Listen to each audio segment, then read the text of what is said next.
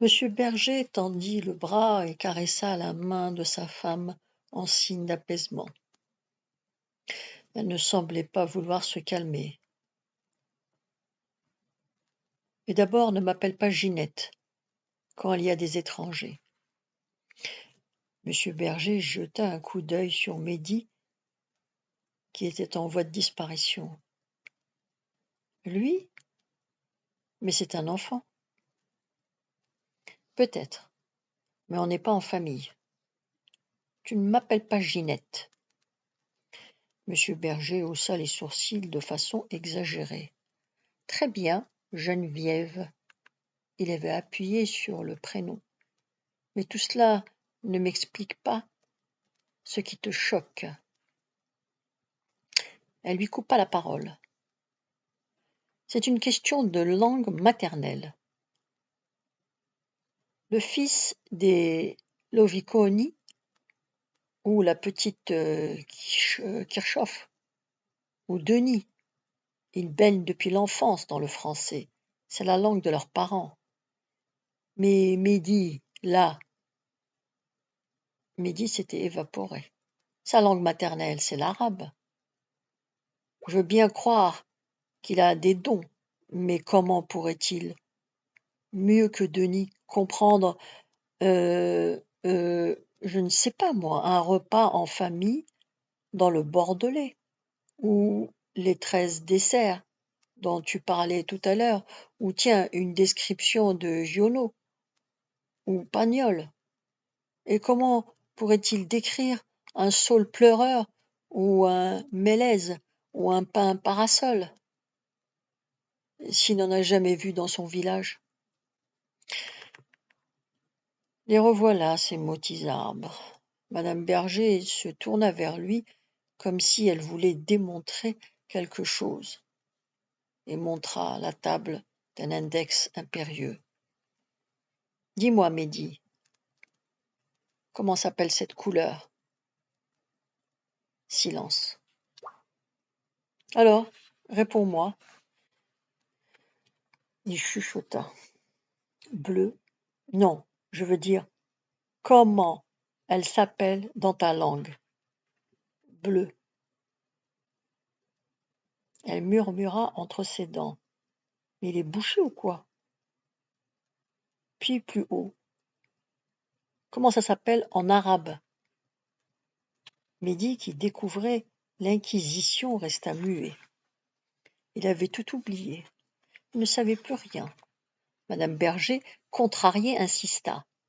Et une table? Comment ça se dit en arabe, une table? Ouf! La mémoire lui revint, il murmura, ou plutôt il marmonna, Elmida. Triomphante, Madame Berger regarda son mari, puis voulut pousser son avantage. Elle empoigna la table comme si elle voulait la renverser et questionna. Alors, ça s'appelle comment ça? Une table, répondit Mehdi d'une voix claire.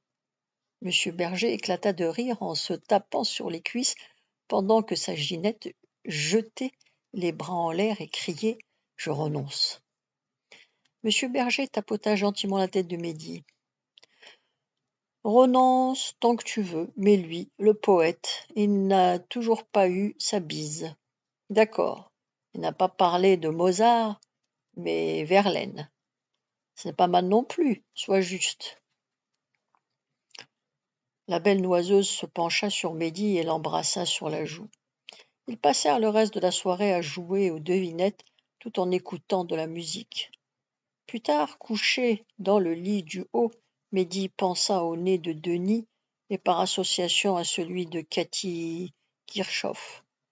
C'étaient des petits nez tout droits, très légèrement relevés au bout, parsemés de taches de rousseur. Il passa l'index sur l'arête de son propre nez tout doucement pour découvrir s'il se redressait in extremis, mais il lui sembla que son doigt tombait dans l'abîme, sans être sauvé par une corniche imperceptible qui faisait toute la différence. Madame Berger l'avait embrassé sur la joue, pas sur le nez. Vers la fin du mois de janvier, les bergers firent une surprise à Mehdi. Un samedi après-midi, M. Berger embarqua les deux amis dans sa belle voiture, mais au lieu de se diriger vers le polo, comme d'habitude, il se dirigea vers la place de France, qui portait maintenant un autre nom, mais on disait encore place de France. Continua en direction de la mer et bientôt ils étaient dans le port de Casablanca. Mehdi ouvrait grand ses yeux. Il n'était jamais entré dans cet endroit qui l'effrayait un peu avec ses grandes grues et ses engins de manutention qui crachaient des nuages de fumée noire.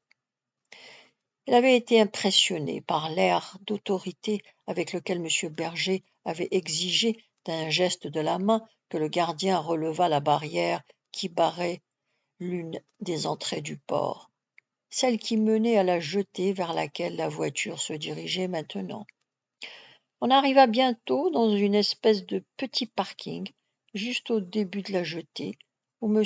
Berger gara sa voiture et en sortit avec agilité. Il fit mine d'aspirer goulûment l'air en écartant les bras et en gonflant sa poitrine d'une façon théâtrale.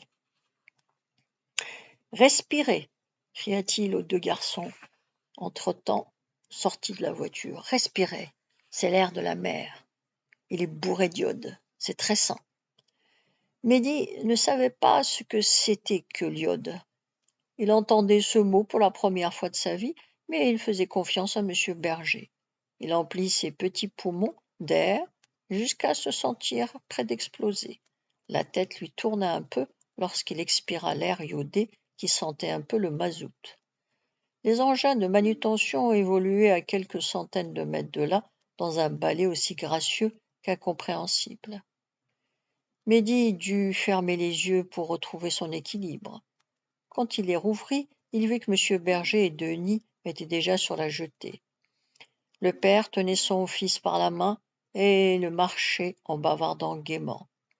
Mehdi courut pour se porter à leur hauteur et se mit à frotter à la gauche de M. Berger, mais celui-ci, tout à sa discussion avec Denis, ne semblait pas le voir. Mehdi tenta de se coller un peu à lui pour indiquer sa présence, mais rien à faire. La main gauche de M. Berger resta dans sa poche. Ils arrivèrent bientôt devant un bateau pas très grand, mais coquet qui brillait au soleil. Sur un petit cartouche ajusté sur son flanc s'étalait un nom peint au bleu de Prusse. Noémie. C'était ça la surprise. Madame Berger apparut dans l'embrasure d'une petite porte à l'arrière et leur sourit. Denis courut sur une petite passerelle et se jeta dans ses bras. M. Berger poussa Mehdi sur la passerelle en lui donnant de petites tapes sur le dos. « Allez, allez !» Et Madame Berger l'aida à descendre dans le bateau qui dansait un peu sur l'eau. Denis lui fit les honneurs de l'embarcation. Ce fut vite fait, d'ailleurs. On y était même un peu à l'étroit. Mehdi n'en revenait pas. Il n'était jamais monté sur un yacht. Denis venait de lui apprendre ce mot, et par la même occasion, il lui avait appris qu'on prononçait yacht,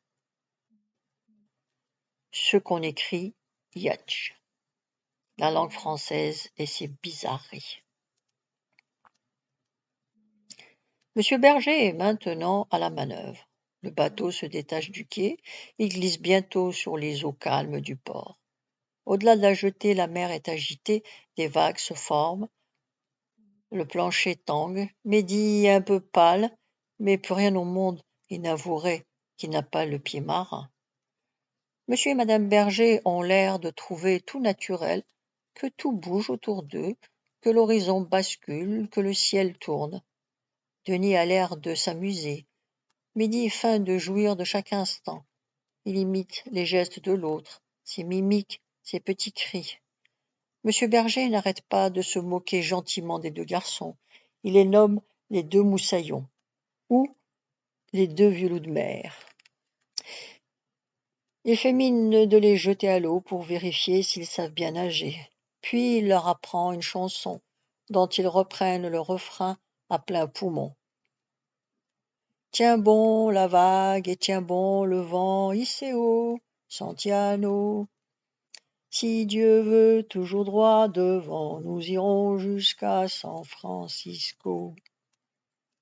Au milieu de l'océan, on n'est qu'à quelques encablures du port, mais pour Mehdi, c'est le milieu de l'océan. Madame Berger appelle ces 3 hommes à venir manger quelque chose. Les vaillants navigateurs s'assoient tant bien que mal autour d'une minuscule table à l'intérieur du bateau. « Qu'est-ce que je te sers à boire, Mehdi ? Il y a du jus d'orange, du lait ou tout simplement de l'eau minérale. » Elle ajoute moqueuse. « Il y a aussi du vieux Viandox dilué. C'est bon pour la santé, mais je suppose que tu n'aimes pas ça. » Viandox ? Qu'est-ce que c'est que ça ? Mehdi n'a jamais entendu ce nom-là. Mais bien sûr qu'il aime ça. Pour qui le prend-on ? Pour un ignorant, un timide, un blédard ? Viandox, s'il vous plaît, murmura-t-il. La mère de Denis marqua un temps d'arrêt, ses yeux étonnés scrutent le visage du petit Marocain, puis elle sourit et verse un liquide rouge dans un verre qu'elle lui tend. Denis et son père regardent avec curiosité le petit interne qui porte le verre à ses lèvres. Il les a à peine humectés qu'il sait que c'est le plus infect breuvage qu'il ait jamais ingurgité. Pire que la piquette de Madigny, pire que tout. Mais que peut-il faire ? La France l'observe. Sera-t-il à la hauteur ? Il vide son verre doucement, en essayant plutôt de noyer l'horrible liquide dans une salive qu'il essaie de produire en quantité. Mais ses glandes indignées refusent toute coopération. Tout cela lui fait l'effet d'une punition imméritée. Ou peut-être l'a-t-il mérité. Il n'avait qu'à ne pas mentir. Mehdi, le petit imposteur. Denis boit tranquillement son jus d'orange. Le père a pris du vin comme d'habitude et la mère boit de l'eau. Mehdi pense avec amertume qu'ils savent ce qui est bon, eux. Lui, on ne lui a pas rien appris. Madame Berger se lève et va chercher du pain, du fromage et des fruits. Elle apporte aussi de la charcuterie. Mehdi, on l'a déjà vu au réfectoire de l'internat, mais c'était réservé pour les surveillants. Les élèves, eux, n'y avaient pas droit. Mais ici, sur ce bateau, il n'y a ni élève ni surveillant. Il est libre, il peut faire ce qu'il veut. Madame Berger sert son mari, puis Denis. Elle regarde avec perplexité le 3e hôte. « Excuse-moi de te demander ça, mais est-ce que tu manges du porc ? Je suppose que non. Il y a du porc dedans. C'est interdit aux musulmans, n'est-ce pas ? » Mehdi regarde Denis qui mâche avec ardeur la charcuterie. Ça doit être très bon. Pourquoi n'aurait-il pas le droit d'en manger aussi ? Pourquoi Denis et pas lui ? Ne sont-ils pas les meilleurs amis du monde ? D'ailleurs, qui peut le voir ici au milieu de l'Atlantique ? Sa mère lui a souvent dit, ainsi qu'à ses frères et sœurs, que Dieu est partout et qu'il voit tout. La première fois, Mehdi n'a pas osé aller aux toilettes pendant toute une journée. Puis, n'y tenant plus, tenant son ventre à 2 mains, il s'est quand même précipité au petit coin. En sortant, il a décidé que tout ça, c'est des blagues. Dieu ne peut quand même pas perdre son temps à le regarder faire ses besoins.